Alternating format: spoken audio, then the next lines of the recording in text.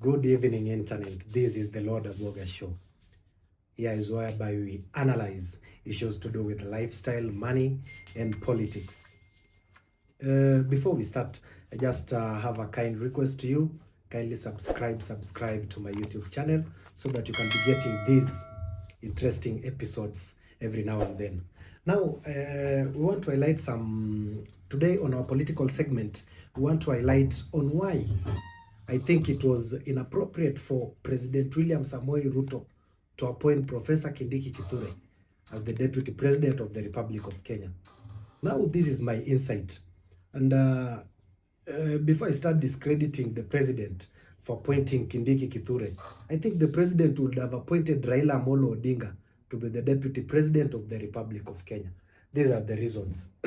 One, you see, like Tharaka Nithi County, a county where the Deputy President Kindiki Kithure comes from, only gave President William Samoei Ruto 144,000 votes.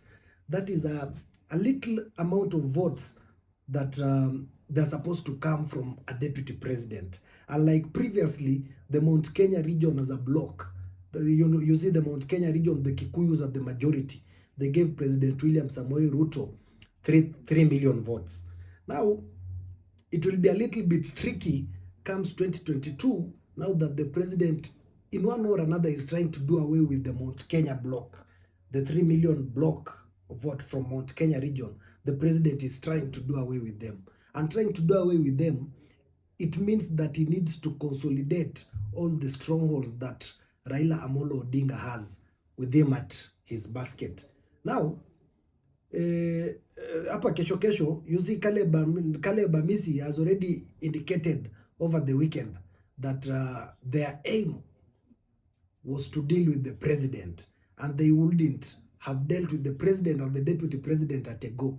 They started by dealing with the deputy president. Now they are coming for the president. You see such statements coming from someone like Caleb Amisi.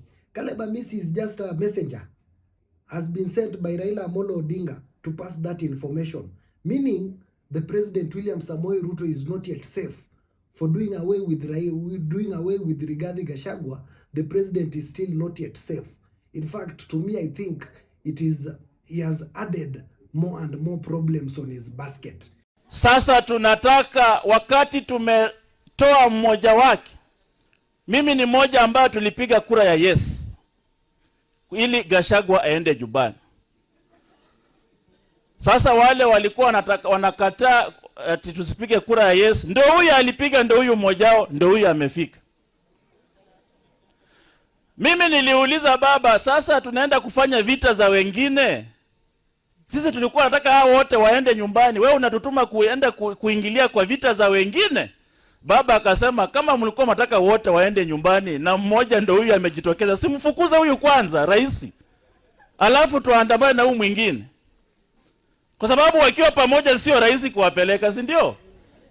Sasa tumetafuta mmoja tumepeleka, huyu mwingine achunge bwana, amebaki bila nguo, kila kitu, achunge sana. Sasa hiyo ndio kazi tulipewa na baba. Wale ambao mulikuwa mnasema kwa nini mnapiga Yesu, munisamee, nilifuata amri ya baba. Be done is when the members of parliament report to parliament next week, the Gen Z needs to force those members to impeach the president, and any member of parliament who will not vote for impeachment of the president, they occupy their homes. That's the only way. This war must now turn to the members of parliament, and they force them. If I bring a vote of no confidence against the President William Ruto, I expect 349 members of parliament to support me. If they don't support me, then their homes are occupied. They need to force members of parliament to impeach the president. That's what we need to do. We don't need to put Gen Zs on the streets to be killed.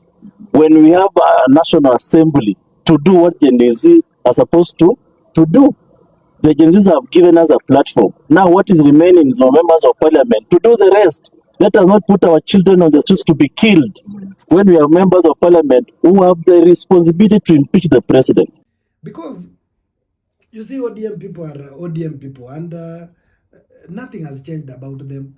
It is something that they are used to be doing. So those destabilizing governments is something that they used to do, and there are things that they do, and they have fun in doing such things. So the president also needs to make that analysis very clearly. He calls himself the professor of politics, but I think kidogo it in a way becoming tricky for him. To me, is trying to revamp the 207 Pentagon, whereby he wants to have the coast region, the northeastern, the western block of Nyanza and western, the Rift Valley. The Rift Valley and the partly eastern, bringing in Joho from coast, who will be the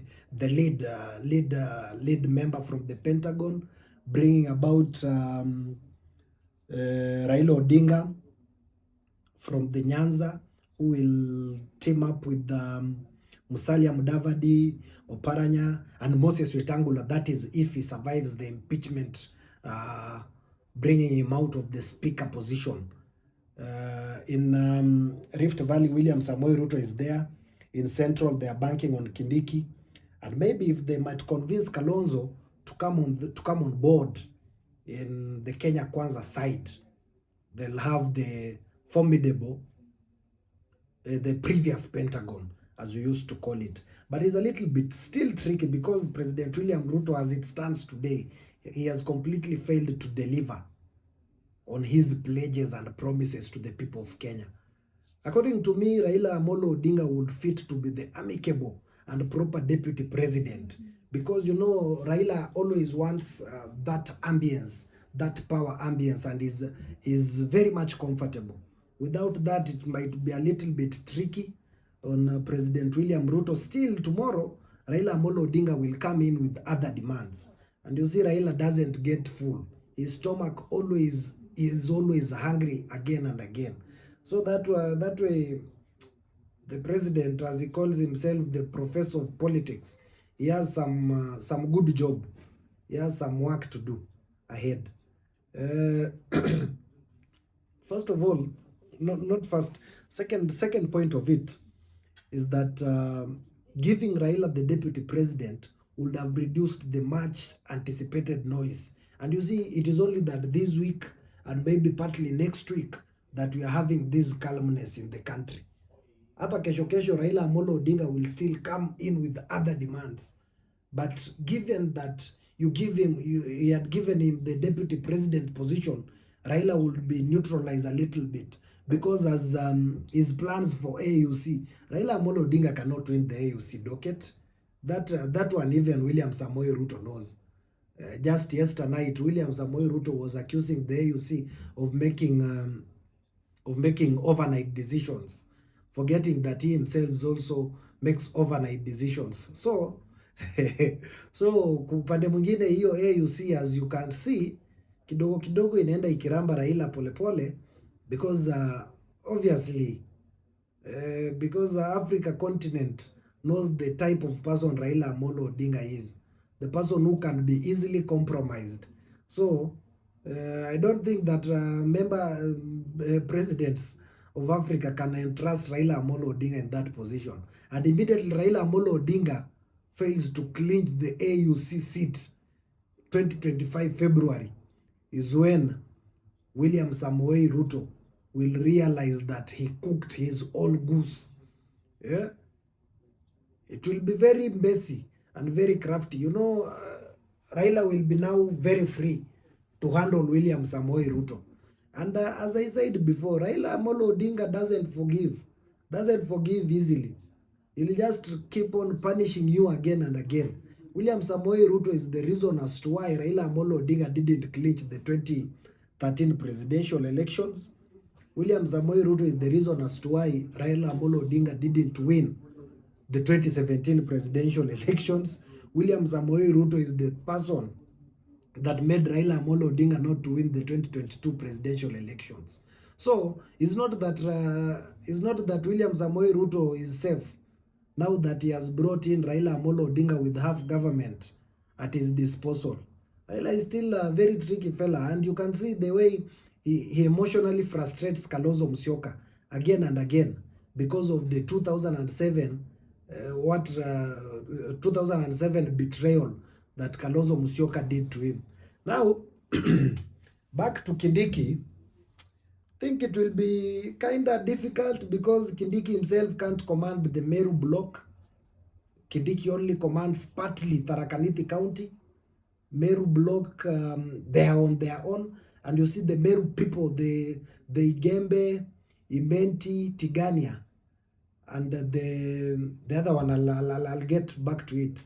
They always feel that they are the superior Marians.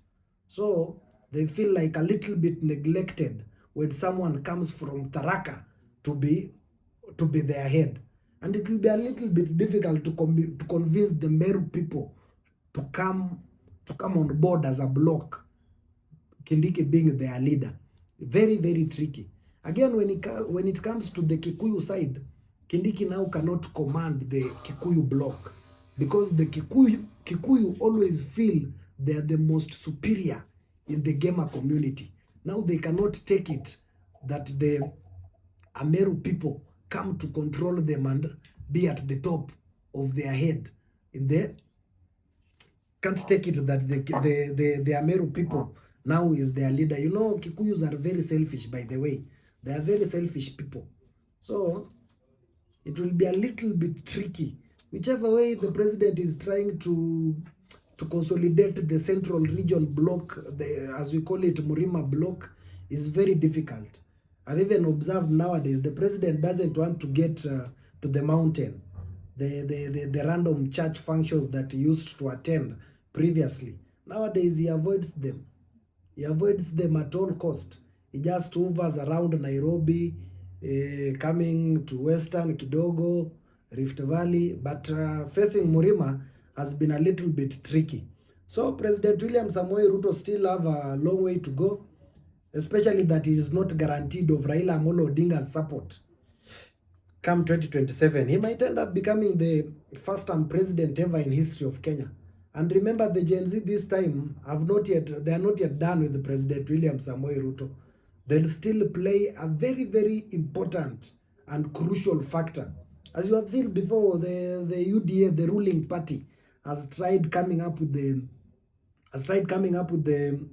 comrades forum in their party organs, but it is a game next to futility, because those comrades come there, comrades are the university students, come there and again start booing them, telling them all manner of stuff, singing Ruto must go.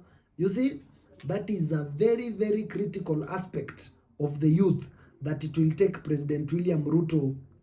Yeah, it will need him a very serious wisdom to crack that youth nut. And let's wait and see how things are going to unfold. But what I'm sure of, the Gen Z bloc cannot align in the side of William Samoei Ruto. Cannot. That one now I'm guaranteed. I don't know the miracle that President William Samoei Ruto is going to do in that regard, but it's very, very difficult. It is next to impossible. Now the only guarantee, that's why I'm telling you, it will be prudent if President William Samoei Ruto would have awarded Raila Amolo Odinga the deputy president slot, so that he be comfortable that they are working together and in the same place. Now that Raila is just hovering here and there is tricky and things are heavy.